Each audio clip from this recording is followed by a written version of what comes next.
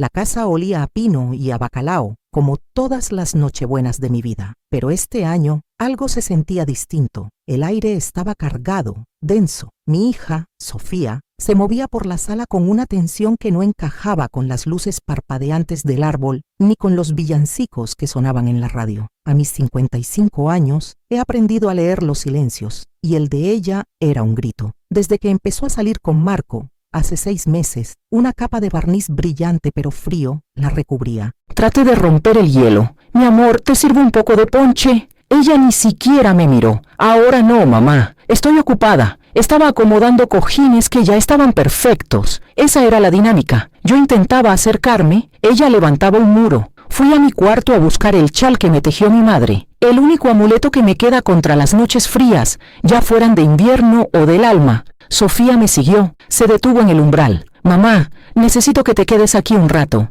No salgas, por favor. Su voz era extraña, casi una súplica, pero sus ojos no conectaban con los míos. ¿Por qué, Sofía? ¿Pasa algo? Solo hazlo, es importante. Antes de que pudiera responder, cerró la puerta, y entonces escuché el clic, el sonido metálico y definitivo de la llave girando en la cerradura desde afuera. Me quedé helada. Mi hija, encerrándome, no tenía sentido. Golpeé la puerta, primero suave, luego con más fuerza. Sofía, abre la puerta. Esto no es gracioso. Silencio. Solo los villancicos lejanos. Y entonces, justo cuando el pánico empezaba a subir por mi garganta, escuché algo más. Un ruido sordo, abajo, en el estudio de su padre. Un raspado metálico, breve pero inconfundible. Y luego, pasos. Pasos que no eran los de mi hija. Bloque 2. El tiempo dentro de estas 4 paredes se vuelve elástico. Los minutos se estiran, pesados, llenos de un eco que no es más que mi propia confusión. ¿Por qué? La pregunta es una abeja atrapada, zumbando sin descanso en mi cabeza. Sofía no es cruel. Impaciente, sí. Distante últimamente también, pero no cruel. Trato de reconstruir el rompecabezas. Pienso en Marco, en su sonrisa perfecta, en sus modales impecables, en cómo desde que llegó, la casa ha empezado a sentirse como un territorio ajeno. Pequeños detalles que una madre nota. El viejo reloj de bolsillo de mi difunto esposo, que siempre estuvo en la repisa de la chimenea, ahora guardado en un cajón. Es que no combina con la nueva decoración, mamá, dijo Sofía cuando le pregunté. Libros de contabilidad del pequeño negocio familiar que movieron de lugar en el estudio. Solo estaba ordenando. Suegra, me dijo Marco con esa amabilidad que no calienta. Un patrón, esa es la palabra. Hay un patrón de pequeños desplazamientos,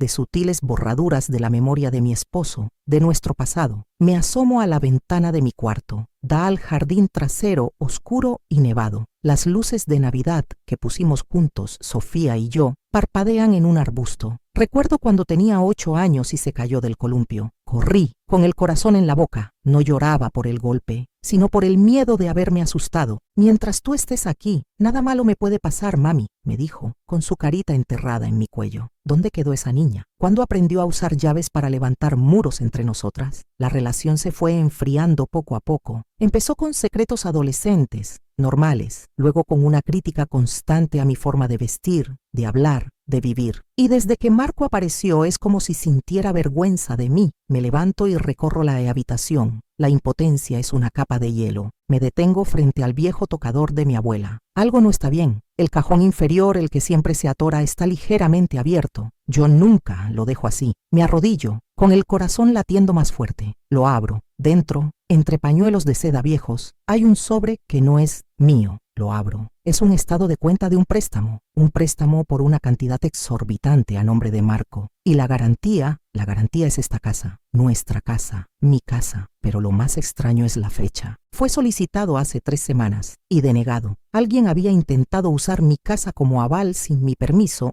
y había fallado. Bloque 3. El papel tiembla en mis manos. Denegado. Por eso la urgencia, por eso el encierro. No es maldad, es desesperación. El ruido vuelve a sonar abajo, más insistente esta vez. Un chirrido metálico, seguido de un golpe sordo. Están buscando algo. Marco está buscando algo. Y mi hija es su cómplice o su prisionera. Me pego a la puerta, mi oído presionado contra la madera fría. Intento escuchar. Las voces son susurros ahogados, tensos. Logro captar fragmentos. No quiere entender, Sofía. Es la única manera. Es la voz de Marco. Pero es Navidad, Marco. Es mi mamá. No puedo. Es la voz de mi hija, rota, aterrorizada. No es la voz de una villana, es la voz de una niña atrapada. De repente, todo encaja. El desdén de Sofía hacia mí en los últimos meses, su irritabilidad, no era contra mí. Era un reflejo de la presión que él estaba ejerciendo sobre ella. Recuerdo la cena del mes pasado. Marco no paraba de hacer preguntas sobre el negocio de mi difunto esposo. Preguntas específicas, técnicas. Ricardo, mi esposo, antes de morir, me hizo firmar un poder notarial. Solo por si acaso, Elena, para protegerte. Nunca lo usé. Lo guardé en la caja fuerte del estudio, junto con sus papeles importantes. La caja fuerte, el ruido. Están intentando abrir la caja fuerte. Mi mente vuela a la última conversación que tuve con Ricardo en este mismo cuarto,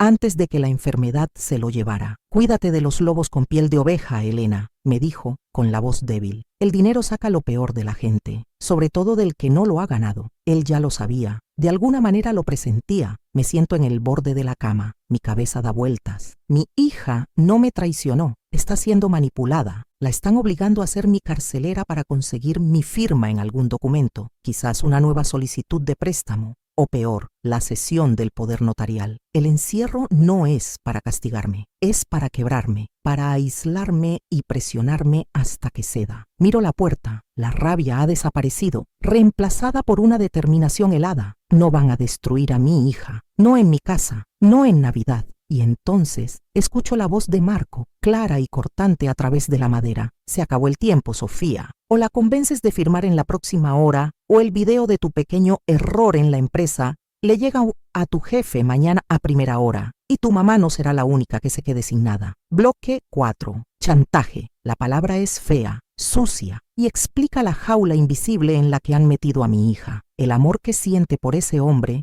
mezclado con el miedo a perder su carrera, la ha paralizado. Pero a mí no. La revelación me ha dado un propósito. Ya no soy una prisionera, soy una madre a punto de rescatar a su hija. Recorro la habitación con la mirada. La ventana es muy alta, la puerta es sólida, pero mi esposo era un hombre de secretos y precauciones. Me arrodillo junto a la vieja caja de música que me regaló en nuestro primer aniversario, la que está sobre el tocador. La abro, suena la melodía desafinada de nuestra canción, pero debajo del terciopelo rojo raído, mis dedos encuentran lo que buscaban. Una pequeña llave de latón, pegada con cinta adhesiva. Una llave de emergencia para todas las puertas interiores, para que nunca te quedes encerrada, mi amor, recuerdo que me dijo. El corazón me martillea en el pecho. Me acerco a la puerta, introduzco la llave con un cuidado infinito. Gira con un suave clic, casi inaudible. No abro la puerta de golpe. La empujo solo 1 milímetro, lo suficiente para ver el pasillo. Vacío. Las voces vienen de abajo. Bajo las escaleras sin hacer ruido. Mis pies descalzos no sienten el frío del suelo. La escena en la sala es desoladora. Sofía está sentada en el sofá, llorando en silencio, con un documento y una pluma sobre la mesa de centro. Marco está de pie frente a la chimenea, de espaldas a mí, hurgando detrás del cuadro de mi esposo. Ahí está la caja fuerte. El ruido era él, intentando forzarla. No va a funcionar, Marco. Digo desde el umbral. Mi voz es tranquila, pero corta el aire como un cuchillo. Se gira sorprendido. Su rostro se descompone al verme. Sofía levanta la cabeza, sus ojos llenos de lágrimas y de un terrorífico alivio. Se acabó el juego. Continúo avanzando hacia la sala. Esa caja fuerte no se puede forzar, y los papeles que necesitas que firme no los vas a conseguir. Marco intenta recuperar la compostura. Su sonrisa de siempre aparece, pero ahora parece una mueca. Suegra, qué bueno que salió. Su hija y yo solo estábamos discutiendo unos negocios. He oído suficiente para saber que usted y yo no tenemos nada que discutir. Lo interrumpo. Me dirijo a mi hija. Sophie, mírame. Ella levanta la vista. Nadie, nunca, tiene el derecho de hacerte elegir entre tu futuro y tu familia. Y nadie que te ame de verdad te pondría en esa situación. La verdad, dicha en voz alta, parece tener un poder propio. Marco ve que ha perdido el control. Da un paso hacia Sofía. Tú y yo hablaremos de esto más tarde. No, dice Sofía, y es la primera vez que le oigo una negativa a él. Se pone de pie. No tenemos nada más de qué hablar. Vete de mi casa. ¿Tu casa?, se burla él. Esta casa es de tu madre, y parece que ella y yo tenemos que llegar a un acuerdo. Antes de que pueda dar otro paso, me interpongo entre ellos. La única puerta que va a cruzar esta noche, le digo mirándolo a los ojos, es la de la salida. Ahora, el enfrentamiento dura un segundo eterno. Su máscara de encanto se cae, revelando la fría y fea codicia ciencia que hay debajo. Finalmente, con un bufido de desprecio, agarra su abrigo y sale, cerrando la puerta con un portazo que hace temblar los adornos del árbol de Navidad.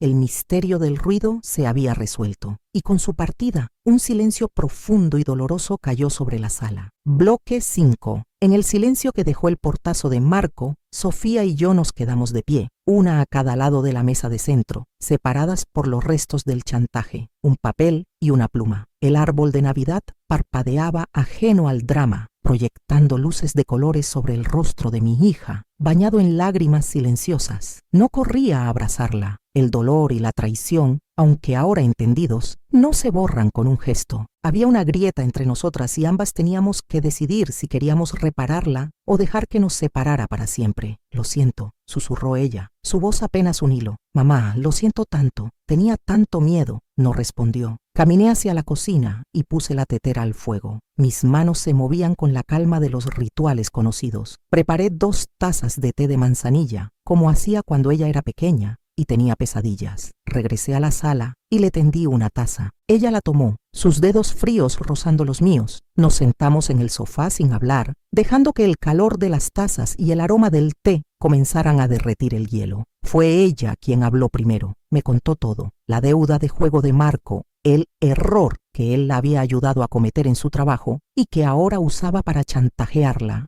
la presión constante. Mientras hablaba, yo no veía a la abogada exitosa, sino a mi niña de 8 años, la que tenía miedo de haberme asustado. Había caído en una trampa, seducida por un hombre que le prometió un mundo perfecto y luego la encerró en él. Cuando terminó, apoyó su cabeza en mi hombro como no lo hacía desde que era un adolescente. Creí que te había perdido, dijo entre sollozos. Creí que me odiarías para siempre. Acaricié su cabello. No podría odiarte nunca, Sophie, pero tenemos que aprender a hablar. Tenemos que aprender a confiar la una en la otra, a no tenernos miedo. Esa noche no hubo regalos ni una gran cena, pero sentadas en ese sofá, con el desastre a nuestro alrededor, empezamos a darnos el único regalo que importaba, la verdad.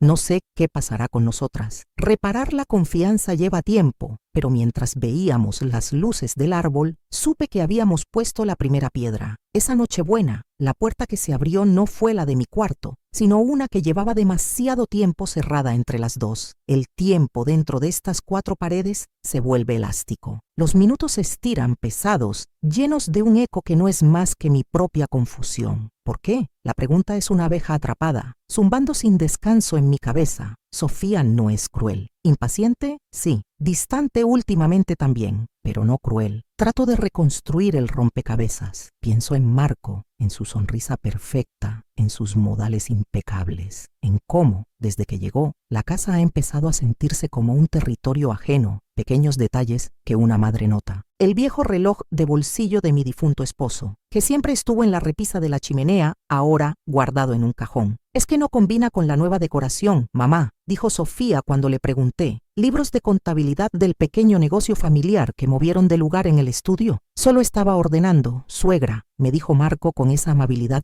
que no calienta. Un patrón, esa es la palabra. Hay un patrón de pequeños desplazamientos, de sutiles borraduras de la memoria de mi esposo, de nuestro pasado. Me asomo a la ventana de mi cuarto. Da al jardín trasero oscuro y nevado. Las luces de Navidad que pusimos juntos Sofía y yo parpadean en un arbusto. Recuerdo cuando tenía 8 años y se cayó del columpio. Corrí, con el corazón en la boca. No lloraba por el golpe, sino por el miedo de haberme asustado. Mientras tú estés aquí, nada malo me puede pasar, mami, me dijo, con su carita enterrada en mi cuello. ¿Dónde quedó esa niña? ¿Cuándo aprendió a usar llaves para levantar muros entre nosotras? La relación se fue enfriando poco a poco. Empezó con secretos adolescentes, normales, luego con una crítica constante a mi forma de vestir, de hablar, de vivir. Y desde que Marco apareció es como si sintiera vergüenza de mí. Me levanto y recorro la habitación. La impotencia es una capa de hielo. Me detengo frente al viejo tocador de mi abuela. Algo no está bien. El cajón inferior, el que siempre se atora, está ligeramente abierto. Yo nunca lo dejo así. Me arrodillo, con el corazón latiendo más fuerte. Lo abro.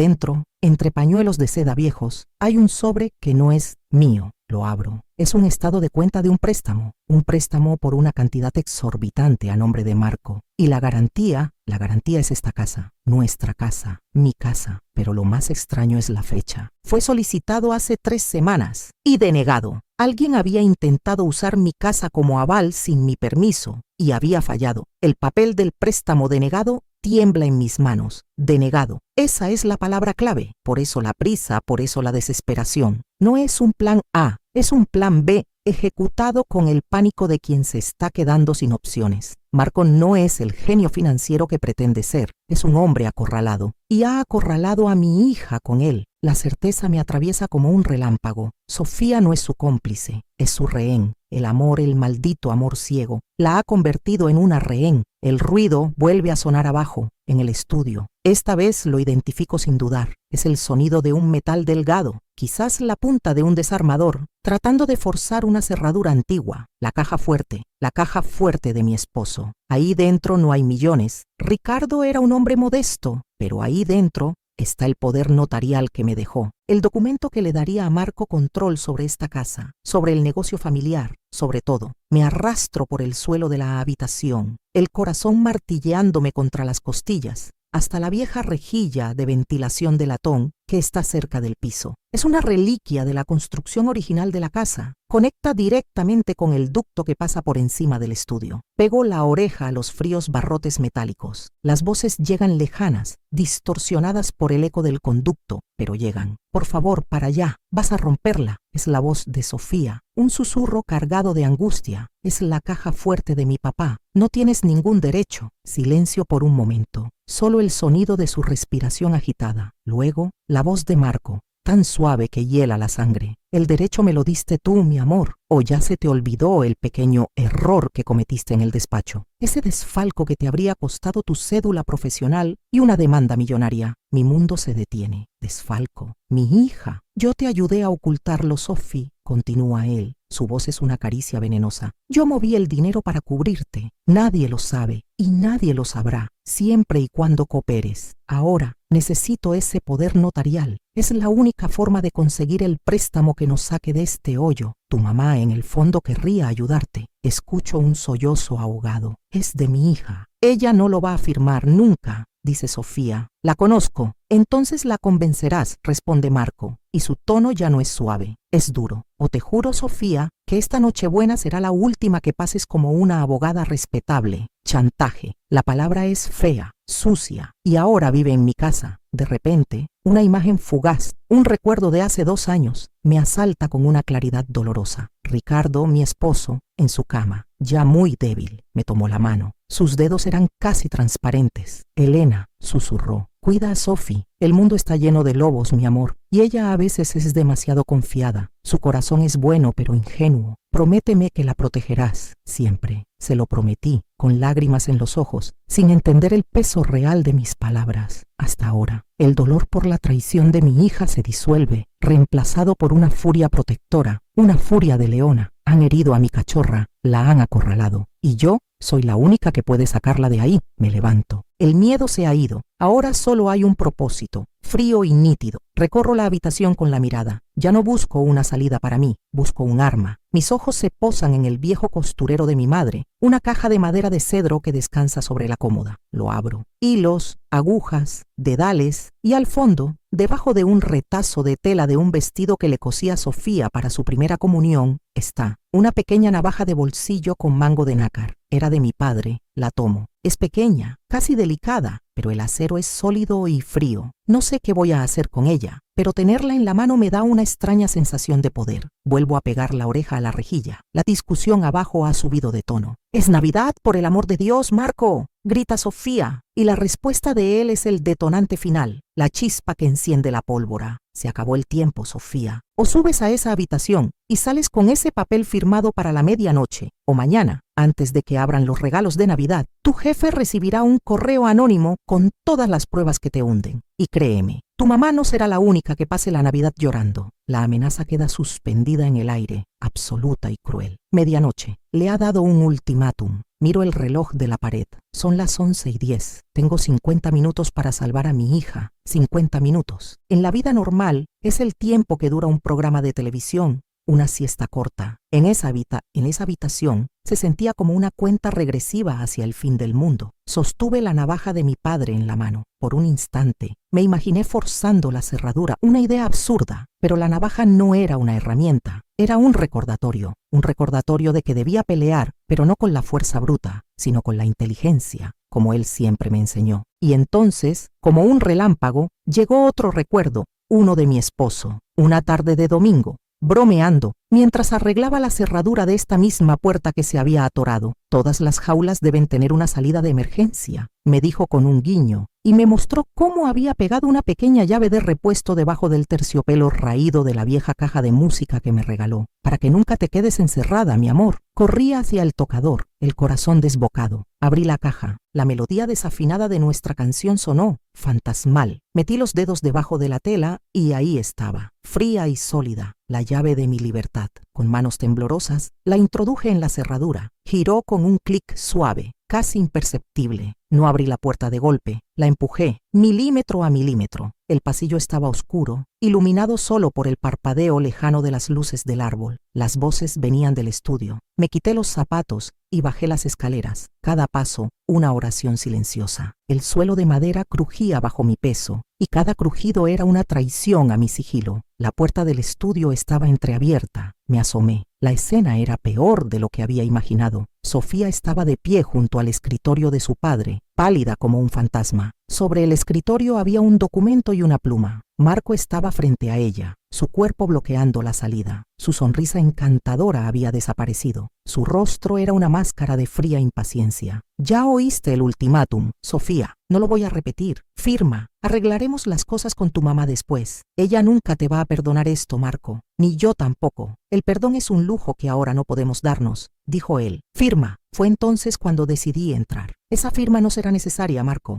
Mi voz sonó extraña, una calma que no sentía por dentro. Ambos se giraron, como si hubieran visto a un fantasma. La cara de Marco pasó del shock a la furia en un segundo. Sofía ahogó un grito, y en sus ojos vi una mezcla de terror y un alivio devastador. ¿Cómo saliste?, siseó Marco. Esta casa tiene más secretos de los que te imaginas, respondí, entrando completamente en la habitación. He oído suficiente para saber que usted y yo no tenemos nada que discutir, pero sí tengo algo que decirle a mi hija. Me acerqué a Sofía sin apartar la vista de él. Sophie, mírame. Nada, escúchame bien. Nada que hayas hecho es tan grave como para permitir que un hombre te chantajee y te ponga en contra de tu propia sangre. No hay error que no se pueda arreglar. Pero esto, dije, señalando el documento, esto no tiene vuelta atrás. Usted no entiende nada, suegra, se burló Marco, recuperando su arrogancia. Esto es solo negocios, algo que una simple ama de casa no podría comprender. Puede que sea un ama de casa, respondí, pero no soy una tonta. Sé que el ruido que he estado escuchando toda la noche no es el viento. Caminé hacia el gran cuadro que colgaba en la pared, un paisaje que mi esposo había pintado. Lo descolgué con un movimiento firme. Detrás estaba la puerta metálica de la caja fuerte. Buscabas esto, ¿verdad? La cara de Marco era un poema. Marqué la combinación, el cumpleaños de Ricardo. La puerta se abrió con un suave quejido. Dentro no había joyas ni fajos de billetes, solo una pila de carpetas y un pequeño cofre de madera. Saqué la carpeta de arriba. Tenía una etiqueta, Poder Notarial, Elena Rojas de Valverde. La abrí y enfrente de ellos dos rompí el documento por la mitad, y luego en 4 y luego en 8 pedazos. Este poder, dije, dejando caer los trozos al suelo, queda anulado. Ahora, la máscara de Marco se desintegró. La rabia pura y fea se apoderó de su rostro. ¡Vieja estúpida! Acabas de arruinarlo todo. Dio un paso amenazante hacia mí, pero fue Sofía quien se interpuso. Se paró frente a mí, dándome la espalda, enfrentándolo a él. «No te atrevas a tocarla», gritó con una fuerza que no le conocía. «Vete, vete de mi casa, ahora mismo». «¿Tu casa?», rió él. «Sin mí no tienes ni casa ni carrera. Prefiero no tener nada a tener que vivir con un monstruo como tú un minuto más», respondió ella. El enfrentamiento fue breve. Marco vio en sus ojos que había perdido, que su control se había roto. Con una última mirada de odio, agarró su abrigo y salió del estudio, cerrando la puerta principal con un portazo que hizo vibrar toda la casa. Y entonces nos quedamos solas, mi hija y yo, en medio del desastre, con los pedazos de un poder roto en el suelo y el eco de una puerta cerrándose para siempre. La amenaza se había ido, pero el silencio que quedó era casi más pesado.